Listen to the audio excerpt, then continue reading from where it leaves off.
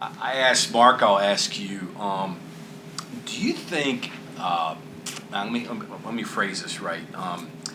It, Officials are not really seeing some of the things that happen to you when you go to the basket.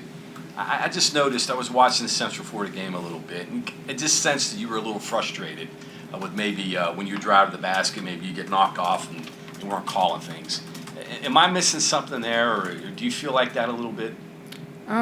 I mean, yeah, it gets a little frustrating, but refs are human too. I gotta figure out a way I can stay in the game and stop fouling and getting them early fouls, and then also gotta talk to the refs and see if they can give me those fouls that I'm getting when I'm going to the basket. When on the other side of the end they're calling those same fouls. So yeah. During the game or before the game, do you talk to him? Do you make it a point just to ask him just to kind of get a feel for? Do you do that at all, or? Yeah, I'll go to him throughout the game and just talk to them, laugh with them, try to see if I can get them on my side. But I mean, they human, so I can't really be too mad at them. The team you're playing tomorrow fouls a lot. Hopefully, we can get some of them fouls. Go to the free throw line a little Get bit. to the free throw line a little bit. Yeah. Obviously, the 1,000-point milestone was a big one. Are those things you're looking for? I know the steals one was a big one preseason you're looking at, but what about points? I honestly, I really don't care about my points. Yeah, it was a good milestone to hit, but for me, I do want to break that steal record and just being there for my team and me able to score these type of points that help my team out. Then I'm gonna do what I need to do. But steals is where I want to get better at for sure. Saw the video of the post-game celebration at UCF. Seemed like you didn't know that you scored your 1,000 Yeah, points. no. Did they catch you off guard with that? Yeah, I actually seen Coach Carter point, and I'm like, "What's going on?" And then he had said it, and then they all started spraying me with water. It was a great moment, actually, just to be there with my team and the new coaches. And then I actually got my 1,000 points on Coach Carey, who recruited me here. So it was kind of a great moment. Did you talk to him at all before the game? Yes, I did. Talked to him before the game. He gave me a hug after the game. Yeah. A little odd to see him over there in that black pullover and black pants and sitting there with his arms crossed like you usually see him sitting on the bench. Yeah, it was pretty weird. He was doing a lot of yelling that game, but nah, he looked good though. It's like the first time ever he's ever done. Yeah, but yeah, he looked good though. It was good to see him. Thinking back to the Iowa State game, how you guys weren't able to close that out after the big lead. Did you learn anything from that, or did you come out of that thinking, we might have to do some different things, or what was your thought coming out of that? I think for us, we just got to be better starting off the game and finishing the game. I think our two best quarters is probably the second and the third quarter. So just us going out there and looking to kill first off the bat and then finishing that game off, we got to do better at that for sure. Well, I noticed in the Iowa State game, I think you scored 9 points in the fourth quarter. Mm-hmm. That's not going to cut it. What was the issue there, you think? Were you guys getting a little tired maybe, or? I mean, I can't really say. I think we just started to not take the shots that we had in the first two quarters. I think we were still looking to try to pass a little too much because we were like, all right, let's get better shots instead of getting the shots that we were taking in the first half, which, I mean, it's okay. I mean, we just got to learn from it and move on to the next game. It's a good thing we got that win at UCF, though, so it's good for us. JD, in some of the years that you've been in the league, there's been like a predetermined hierarchy of some of the best teams in the Big 12. Mm-hmm.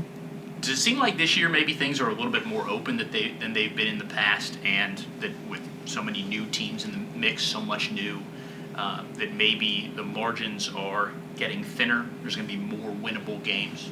Yes, I think the Big 12 is open. I think all of women's basketball is open right now. You see a lot of teams getting knocked off, like LSU just got knocked off by Auburn. I think the league is just open for grabs, and whoever going to be the most efficient, most hardworking team is going to come out with this national championship. You mentioned Kansas State is a team that's really good. Obviously, you played Iowa State, you played Texas, you haven't played Baylor yet. So, I mean, you look at this league, the top of this league's pretty good. Yeah. Yeah. Well, what do you have to do, looking back, against a team like Texas, you were in the game, and then it kind of wore you down a little bit. What's your thoughts against some of those top teams in the league? I think for us, we just gotta have some paint resistance. We gotta show some resistance in the paint and just try to have some dominance in the paint on the offensive end too. So if we get that going, I think we'll be good.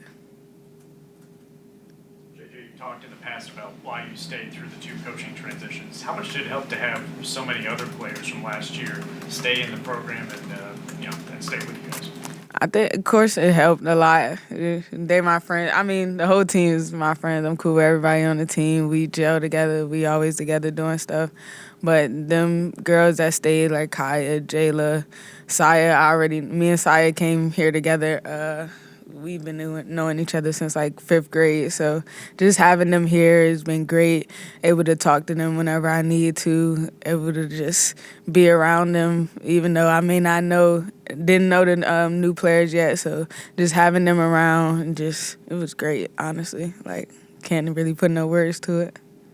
JJ, at home games, is the guy who sits in the Quinerly jersey, is that your brother? Yes, Sits there, yes, baseline? that's my blood brother, yes.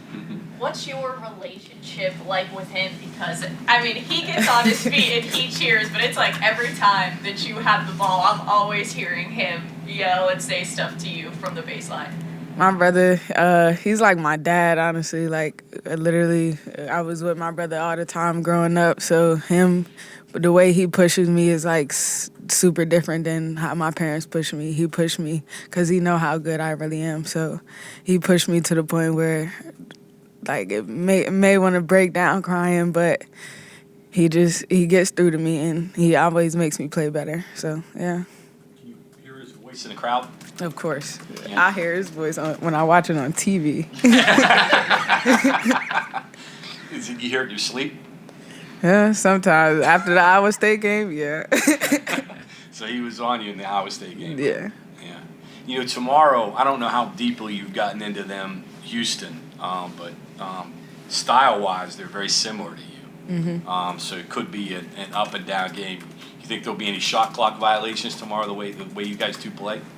For them, yeah, I hope so. But I think it's going to be a pretty good game, pretty fought-out game, both pretty offensive-minded guards, and then you got, number 6 in steals or something. Yes. Defensively? Yeah, so I think it's going to be a great fought-out game. I think we just got to come out there, start out, like I said, we got to start off good and finish good, and we'll get the win. JJ, you mentioned earlier that you said that you need to stop fouling. Can you help me understand what is a bad foul, and what have your coaches told you to do to try to avoid some of those? I think if y'all were watching the UCF game, the foul where I think we turned the ball over, like right near their basket, and I just went up to try to buy. I think that was a bad foul for me.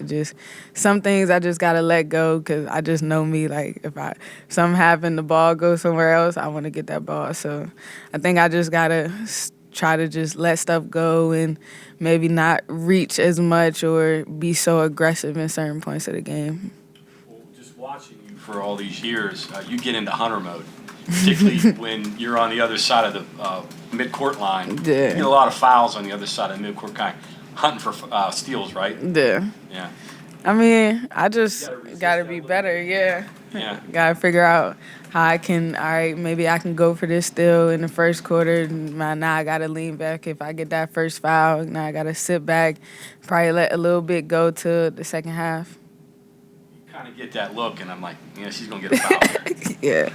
Yeah, coaches be knowing. They be like, no. No. I'm seeing tomorrow is sneakerhead night. Or how's your shoe game off the court? I got a lot of shoes, actually. I really don't be wearing my shoes because I don't really go nowhere. I just be at home with my dog chilling. But, yeah, I do got a lot of shoes. So. What was like that first pair that you like sprung for, that you were like, I gotta have these?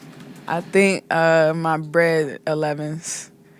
Oh my God, I did so much to get them shoes. Like, yeah, but Any classic shoes like Air Jordans or Chuck Yeah, Taylors or I anything got like that? both the Bread 11s. I got the Bread 4s. Got Concords, the Cool Grays. Yeah, I got a good amount of shoes. And how many different pairs do you have that you play in? I realize some of them are provided by the team, but like, do you have a favorite pair to wear on game days?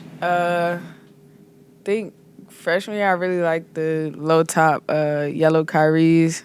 This year I like the Grinches, the reverse Grinches. I have the regular Grinches, but I just don't want to wear them honestly.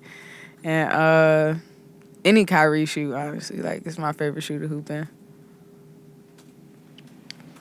Any more questions? Thanks for the snow. Thank you. Thanks, Dan.